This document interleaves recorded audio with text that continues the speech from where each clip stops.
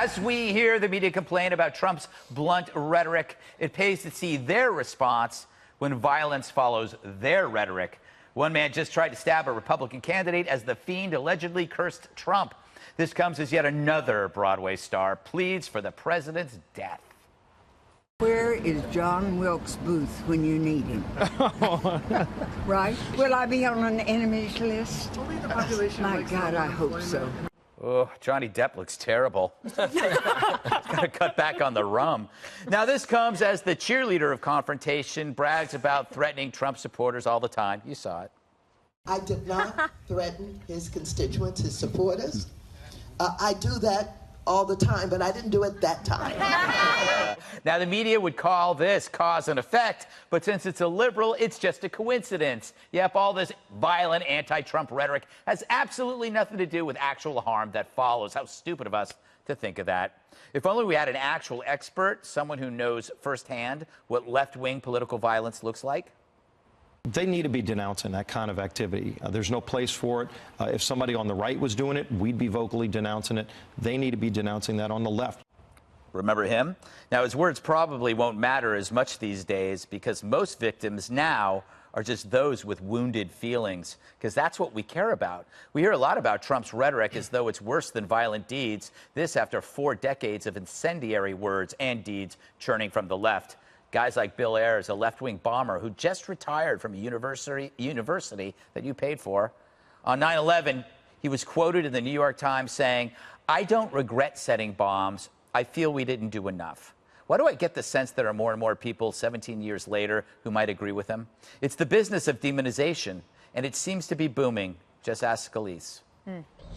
Indeed, Dana. Yes, I always like the kicker. Yes, you like the kicker. The thing is, there's never any follow-up on these things if it's a right, if it's not a righty. It's a one-off. It's an isolated incident. It's just something, unless if it's on the right, it tends to be a trend. Yes. And that is extremely frustrating, yes. It is frustrating. It seems, Juan, that the media and Democrats denounce violence when it suits them. No, I think and I place you in that camp. I think it's Trump, by the way.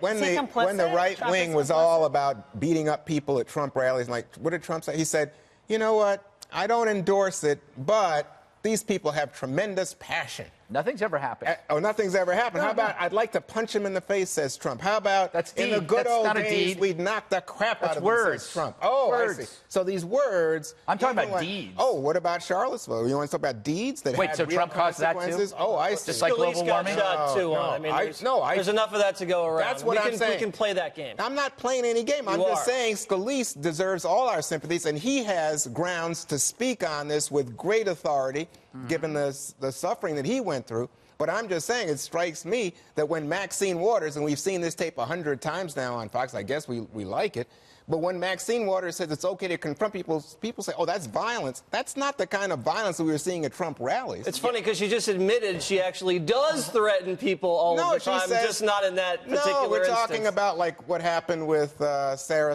Huckabee Sanders. It's okay to harass people. Yeah, that's what she's saying. No, to confront people and say, hey, I don't like what you're doing. We're Americans. We have a right to say that. In a world where feelings matter, unless you're a Republican.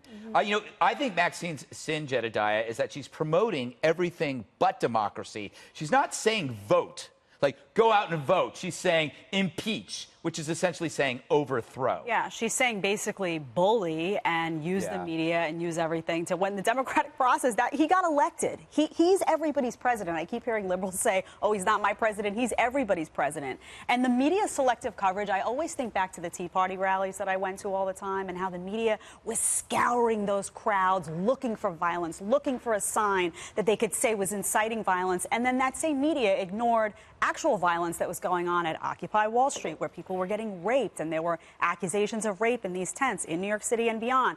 And the media's refusal, they'll hold Trump to task for language that I'll agree in some cases is not good, but they won't hold people accountable for actual violence against people on the right. So somehow the rhetoric matters to them more than the actual acts of violence because it depends on where it comes from. And I understand why people act violent.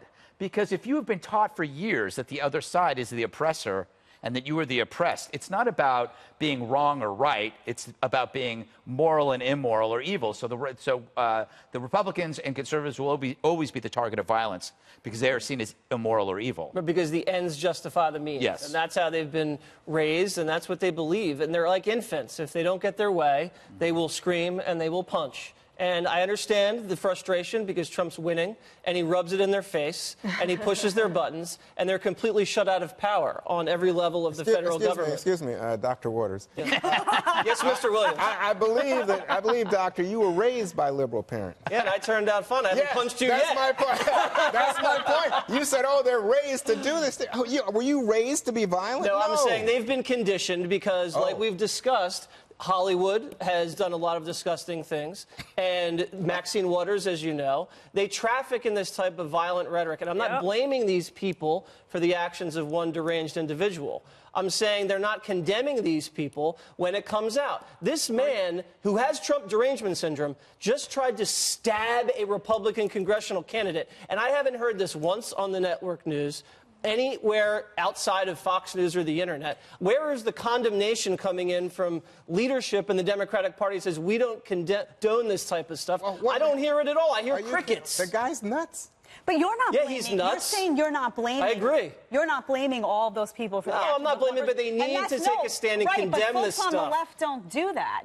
One person will come out who happens to have a comment on their Facebook page that's pro-Trump, and now it's all Trump supporters, all Republicans are violent. They don't give that same courtesy to the other side. I just want to say there's one practical thing that could be done. The Federal Election Commission could change the law to allow campaign contributions to be used for personal security.